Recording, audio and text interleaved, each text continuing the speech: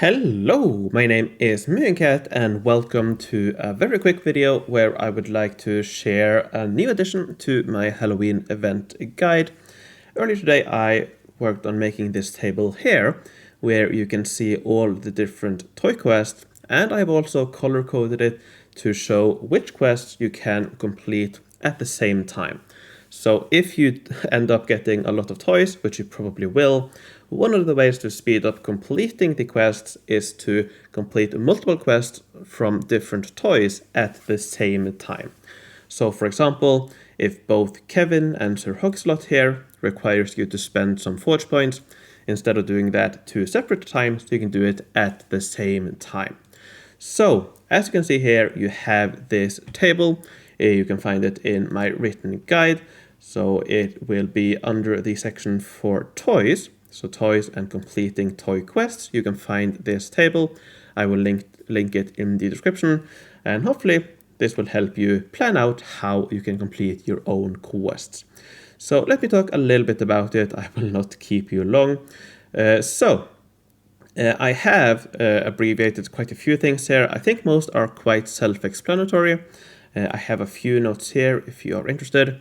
But yeah, most of it should be quite simple to understand, I think. So here, for example, kill units. You simply have to kill some units that will, or the numbers for a lot of these will depend on the age you are in. So the first time you play or complete one of these quest lines, you can note down how many you need to kill, or how many forge points you need to spend, how many productions you need to complete, and all of that. And if you want to, yeah, you can write that down somewhere in a document somewhere, and you can keep that in mind for the next time around. You also have quite a few of these: build residential, build production, build culture, and so on. That means that you need to build residential buildings in this case, and you either need to build one current age residential building or 2 previous age residential building. So whenever you see something like this, it means the number you need either for your current age or the previous age. So here, 1 or 2 culture buildings, either current or previous age. When it comes to, if I can find it, there is one. Here, for example, recruit units, either 4 current age units or 5 previous age units, and so on. You will also see quite a few of these where you have a small army, for example, simple negotiation. These, you know them from a lot of quests. You simply have to either win the fight or complete the negotiation. This means very small, for example. Here we have small, very small again, moderate negotiation, and so on. There is a medium army. That's the highest army you get in this among these quests. So I think, yeah, most people should be able to win these fights. Depending on your state of your city, might be a little bit challenging if you're brand new. But yeah, I think many people should be able to win these, and so on. To explain a few others, here, for example, complete between 2 and 4 4-hour productions. This is in any building. It doesn't have to be in any specific age. The number, again, will depend on your age, so you'll have to find that out, and so on. Let's see. Whenever it says get, that means you need to gather either here supplies, you have coins as well, or that's pay. You have get goods, so that's either gather goods from goods building and so on, but also from trading. And one simple way to complete these here is to trade with your guild members, post reverse trades or cycle trades with them. That's a very easy way to complete those. You will notice as well that I have or quite a few times and quite a few times. That means that for this one, for example, you either have to kill units or complete the simple negotiation. Here, for example, you have to spend forge points and pay supplies. I think that's quite self-explanatory. In some situations, you have 3 different quests or parts of the quest. In that case, when there is an or and an and, like in this case, I have added brackets around the 2 options that you can choose between. So in this scenario, you either have to complete or win against the very small army, or solve the simple negotiation. And in addition to that, you also have to buy 5 forge points. So hopefully that made sense. So let's talk a little bit about the color coding before I end. So you will notice that all of the spending forge points options here are marked in this light green color. And you'll also notice that each of these toys have one quest that requires you to spend forge points. So if you are limited in the amount of forge points you can spend, what you can try to do is to match up all of these toys so that you complete these at the same time. All of these quests here to spend forge points. Additionally, you will see that there are 2 quests here to buy forge points. If you are in an established world, this shouldn't be an issue, but on a new world in particular, this might be challenging, because if you get a lot of these toys, and which is definitely likely, because both of these are the normal or common options or toys you can pick up, so it's definitely possible to get 10, even 20 of these for the free currency. So if you do get, say, 10 or 20, you have to buy, 50 or 100 forge points during the event, which can be quite expensive depending on how many coins you have, how many forge points you have bought before. But at least you can combine both of these at the same time.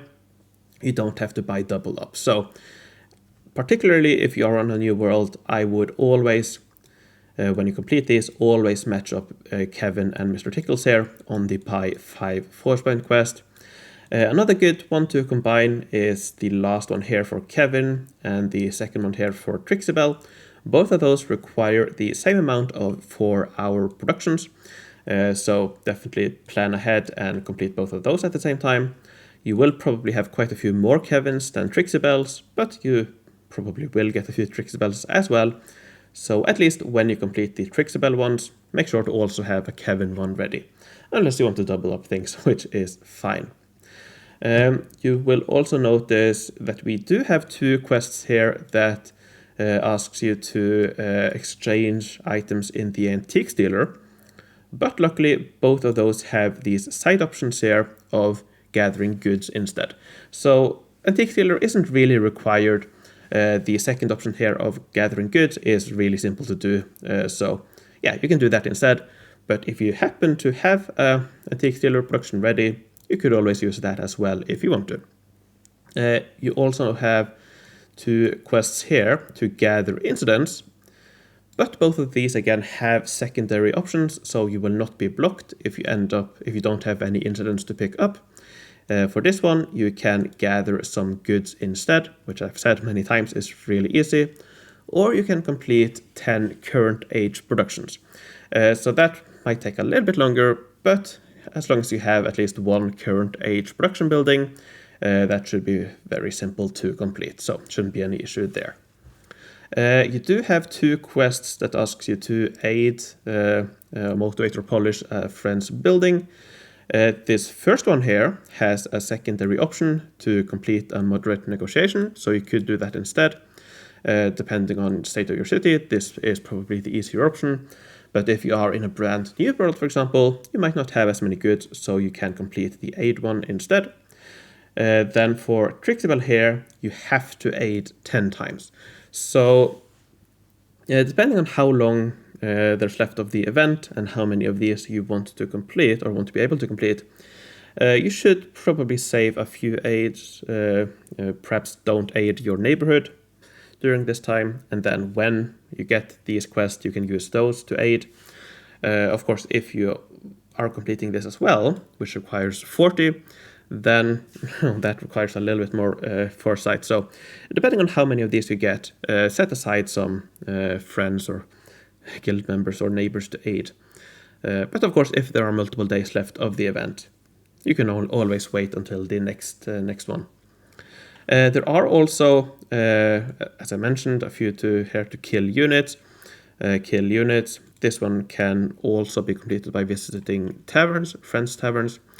In addition to these to kill units, there are also a few to win battles. So here we have win 3 to 8 battles without losing. Here we have win between 3 and 12 battles. This one you can lose between. And then this one, either complete 2 tavern boosts or, probably easier, win between 3 and 8 battles without losing. So all of these here you can complete at the same time. The 2 here to kill units, a little bit easier to do than winning the battles.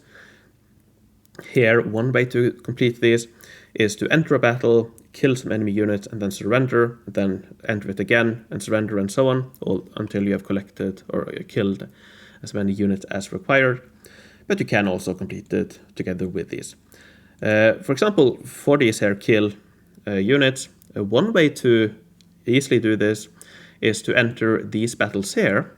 So we have a very small battle here, very small here, small army here, and so on. So enter that, kill some units, surrender, and then do that as many times as required.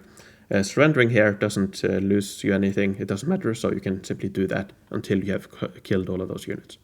Or, again, complete it while doing some of these. Both of these